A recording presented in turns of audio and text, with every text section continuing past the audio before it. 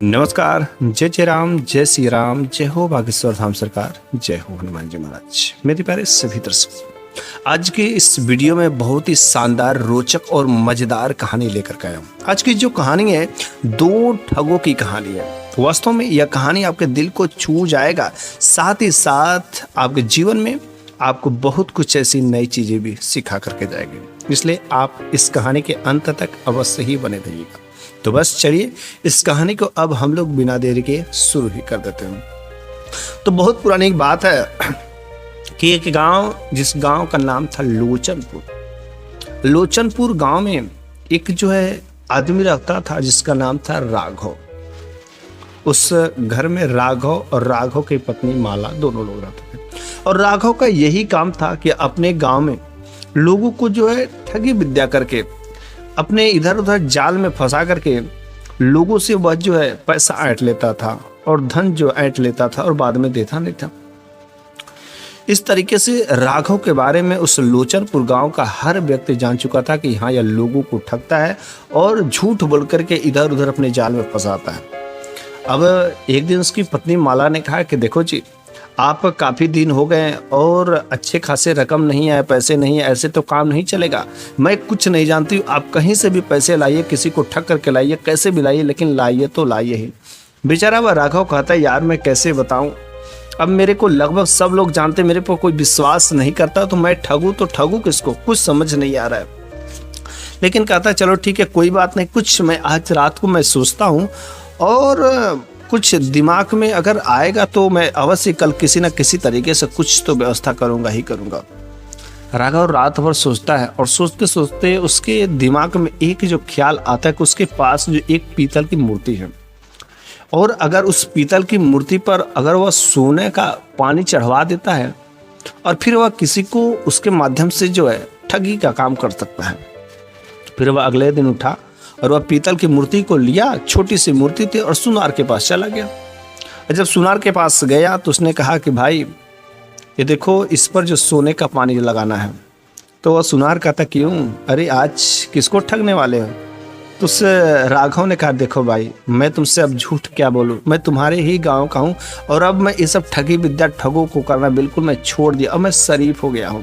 और ये जो मूर्ति थी घर में रखी थी बहुत पुरानी हो गई, तो इसलिए हमने सोचा अगर थोड़ा सा मैं सोने का पानी चढ़ा दूं तो बिल्कुल मूर्ति नई हो जाओगी और फिर चमकने भी लगेगी, इसलिए यहाँ पर आए हैं। और जैसा सोच रहा बिल्कुल उस काम को मैंने छोड़ दिया है। सुनार वह जल्दी जल्दी कुछ ही समय में वो जो है उस पर मूर्ति पर सोने का पानी चढ़ा देता है। जो पैसे होते हैं राघव उसे दे देता है। फिर वह सोने का पानी चढ़ा हुआ उस मूर्ति को लेकर के रास्ते में आता है। तब तक एक व्यक्ति उसे रास्ते में नजर आता है और वो अपने साथ में कुछ बर्तन में वह लिया हुआ था। तो उसने सोचा कि चल चल आज हम इसी को जो है ठगते हैं। तो उसने पूछा, अरे भाई इसमें क्या तुम ले जा रहे हो? उसमें तुम लग रहा है मेरे को गाय का घी ले जा रहे हो। उसने कहा हाँ, पूरा का पूरा डब्बा भरा पड़ा है। तो उसने कहा यार मेरे पास तो पैसे नहीं है, लेकिन हाँ इसके बदले में मेरे पास एक चीज़ है, मेरे पास एक पीतल की मूर्ति पड़ी हुई है, और अगर तुम उसके बदले दे देते तो बड़ी अच्छी बात होती। वो तुरंत अपने पॉकेट से वह पीतल की मूर्ति निकालता है और वह जो दूसरा था, जो घी लिया था, उसका नाम था लल्लू लाल।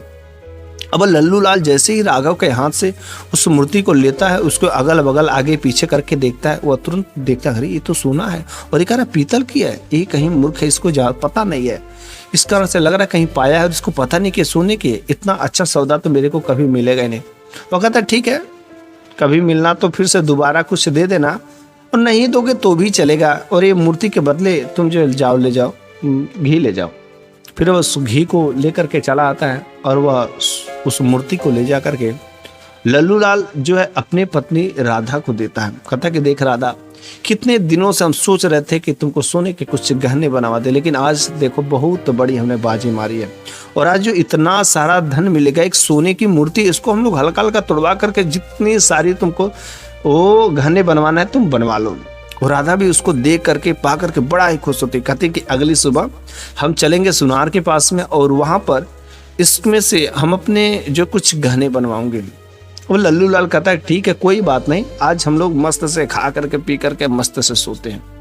इधर वह राघव अपने जब घर पर आता है तो अपने पत्नी से कहता है कि देख, आज तो हमने एक व्यक्ति को गजब का चूना लगाया, उस पर सोने का पानी चढ़ा करके देख, इतना बड़ा जो है एक घी का डब्बा है, पूरा घी भरा हुआ है, और हमने उसके बदले घी लेकर के, और आज तुम जब खाना बनाना तो खाने में मस्त जो अच्छे से घी डालना, अच्छे से घी डाल करके लाना, रोटी पर भी लगाना, दाल में भी डालना, हर चीज़ का। तो उसने कहा ठीक है।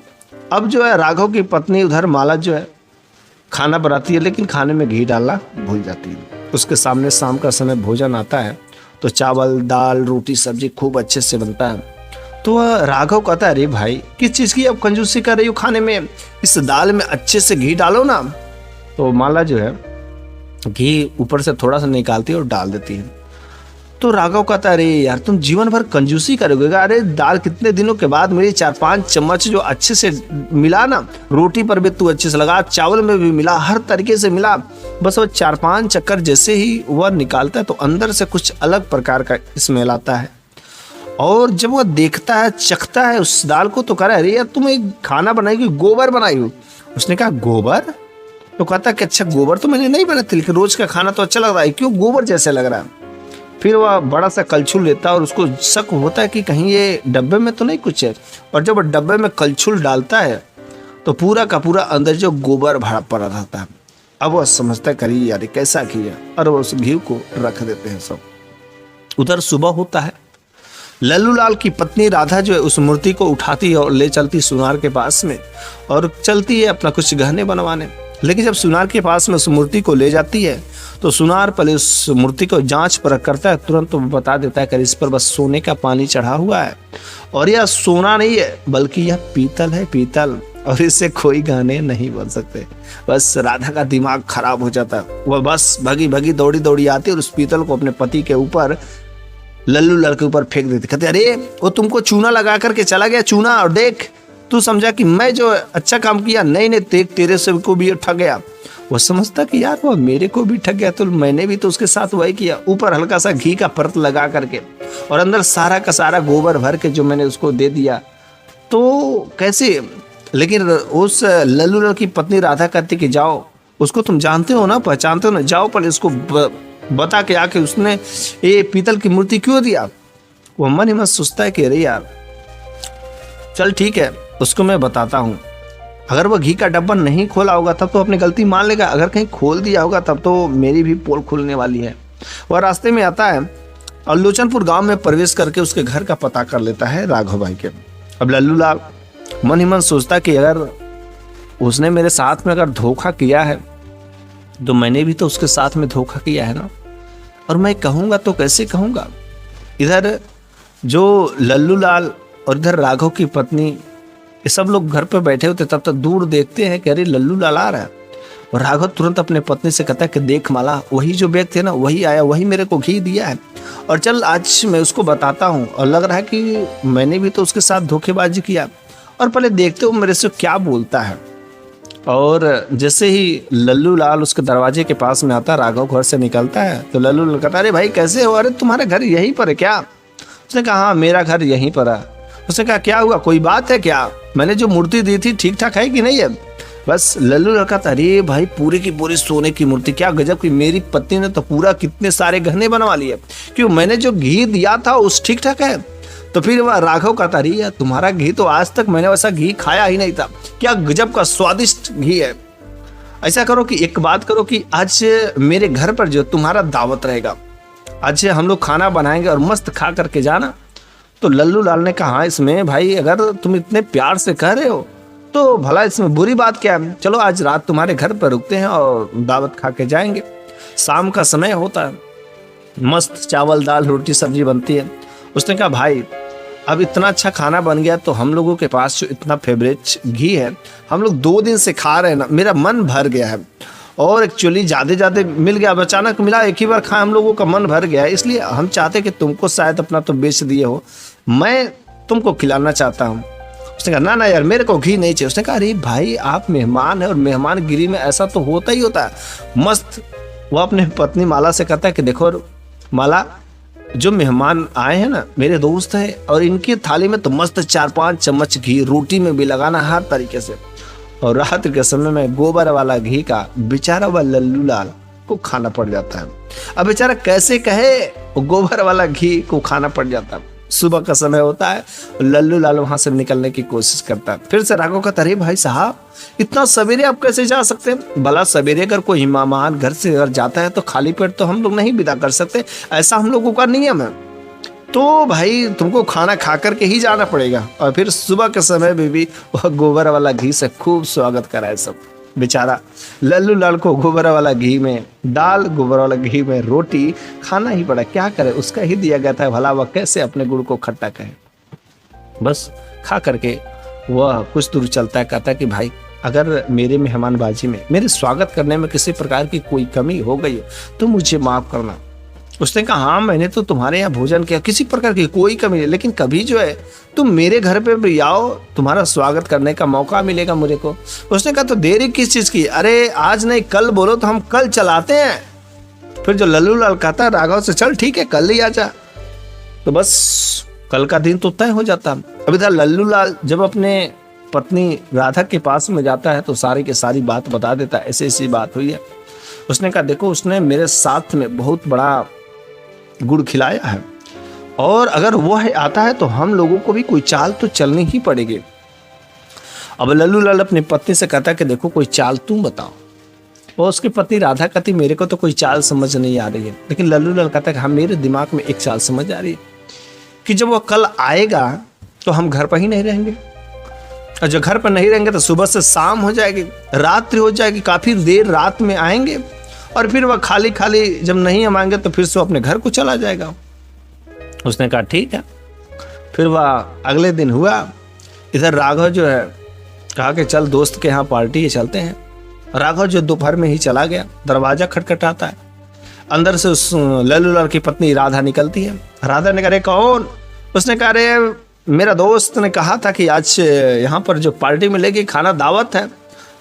तो राधा ने कहा कि नहीं नहीं, ऐसा तो मेरे पति ने नहीं बताया है कि हाँ अभी वह घर पे नहीं, आप कुछ देर इंतजार करिए, वे आ जाएंगे। उसने कहा ठीक है कोई बात नहीं।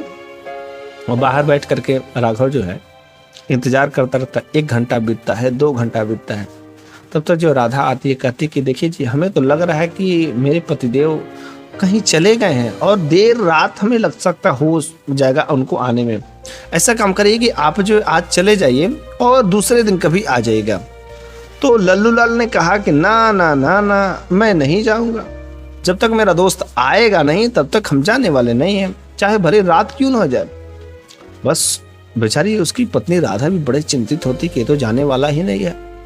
बस वहां पर वो बैठ जाता है, इंतजार करता है। देर रात हो जाती है तो कहती करे भाई अगर आज आपके दोस्त रहते ना, मेरे पति रहते लल्लू लाल, तो पक्का ही मुर्गा बनवाते।